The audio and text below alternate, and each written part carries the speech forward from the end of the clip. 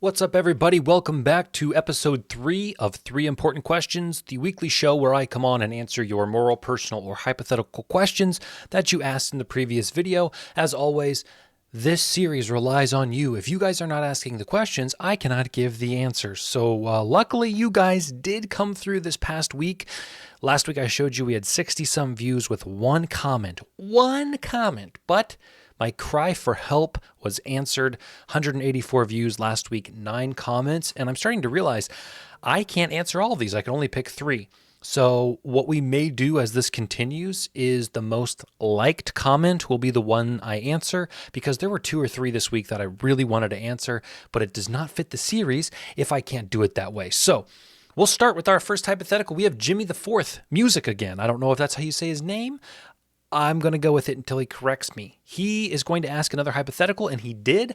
He asked the question about if I could get 5 yards in an NFL game, and he's back with another sports-related question, but this one I find more interesting because there are definitely more consequences for failure.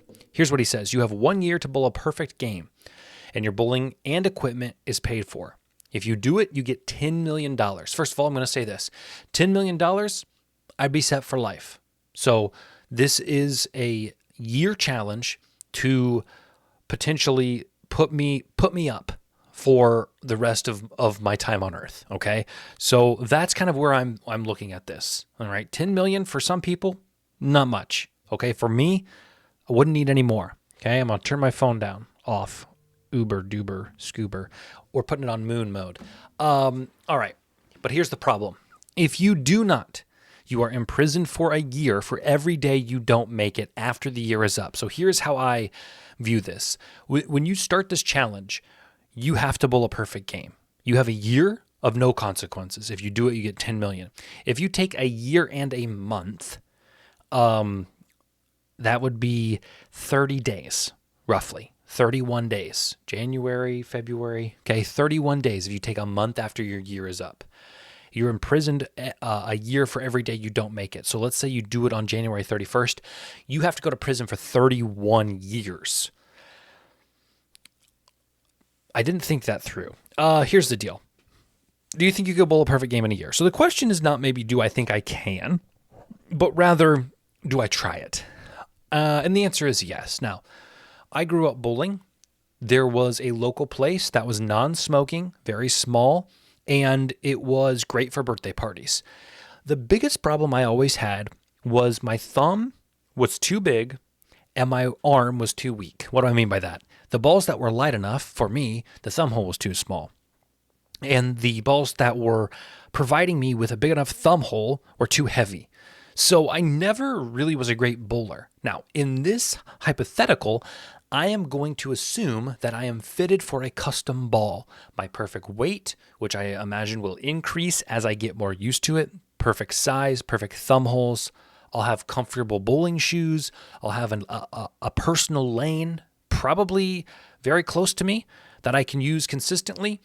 I would dedicate my year to this. This would become my full-time job.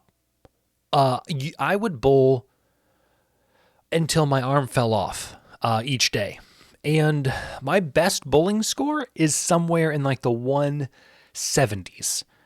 That's not great. And I don't do it consistently. If I went bowling tonight, I could maybe break 120. Okay? If I could find a correct weight to thumb hole ratio. But I'm trying it. That's the important part, not if I could do it. I would like to think that muscle memory, repetition, devoting your life to this. I mean, Joe Schmoes in a bowling league who are just there to drink beer bowl perfect games. I get it. You get to the 8th, the 9th frame, and things are starting to heat up. Come March, I'm probably going to get to the 8th or 9th frame and have a perfect game. And I'm going to have to learn the hard way. But since there's no limit on the amount of bowling I could do, I think I could do this. Now, if you're saying I get 2 games a day, I don't think I take it.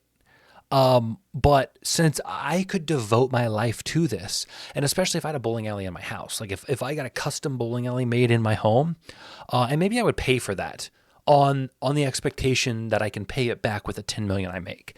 That's probably what I would do. I would probably set up a custom bowling alley regulation in my house. I would hire a personal trainer, a physical trainer, someone to really make sure my arm doesn't, I don't overextend myself. Yeah, and I would do it. And I think I could get it done by July. I think July is a pretty reasonable expectation. You know, I'm not necessarily a bowler, but I can bowl, right? Anybody can bowl. I mean, it's one of the most age, ability friendly sports related activities out there. I'm doing it, Jimmy. I'm going to get 5 yards in an NFL game. I'm going to turn around and I'm going to bowl a perfect game. Okay, I'm doing it, and I think I can get it done. All right, drop below in your comments if you ask a question. Tell me your highest bowling score and if you think I could do this. Okay, here's a personal question from Akira Wadsworth. Says, do you regret drinking soda after your 12-year sobriety? Well, first of all, Kira, it was 16 years. So I mean, I'm a little offended that you're cutting off 25% of. I mean, that's a big portion. 25% of 16 years. That's a large sum of years. Here's a personal question for you. Was that an honest mistake, or, what are we doing here? It was 16 years, and no, I don't regret it at all. What was I proving? You could go 16 years without doing something. You've proven a point, is the way I see it now. I have not gone a day without drinking soda since. It's 4:37. I've not had a soda today. And maybe I don't. Maybe today's the first day I go back to sobriety. I don't know. I also don't know.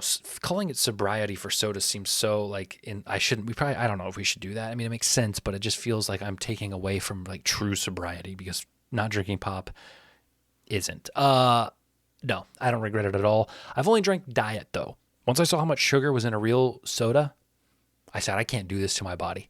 We're only drinking diets. Now, the aspartame is probably not good. It's probably carcinogenic,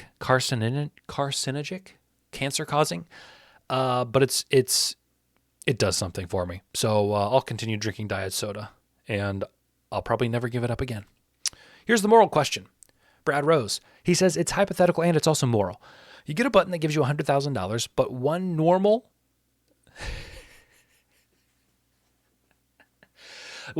healthy person dies across the globe. Random. How many times you click on that, John? Okay, so the funny part is what if Brad was like, but one not so normal person? What is normal, Brad? What are normal people? Okay. My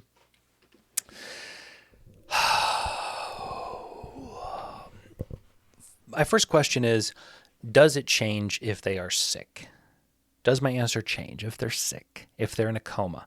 Because here's my answer. And I hate to put this question. It was the only moral question I got. I'm not clicking the button, okay?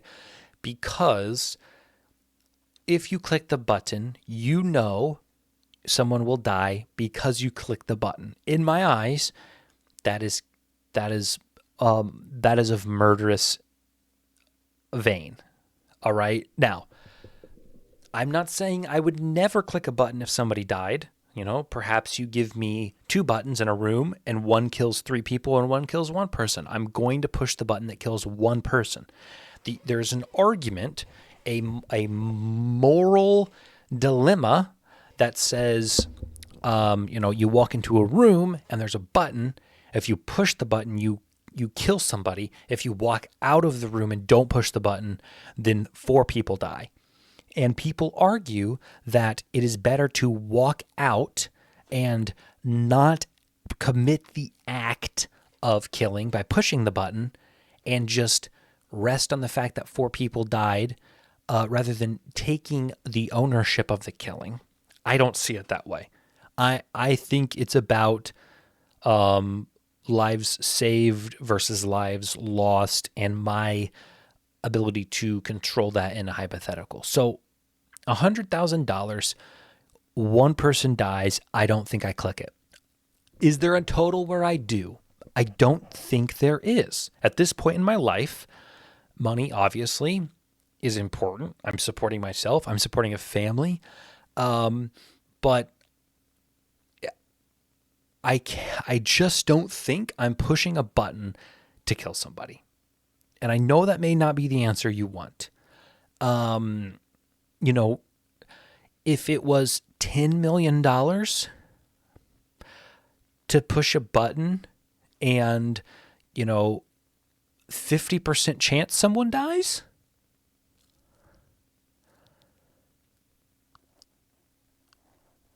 I'm thinking about it. Okay. You walk into a room, you push a button, you get $10 million no matter what happens. One of the buttons kills somebody, one of the buttons does not. Now that's a question, Brad. That's a question. Whew.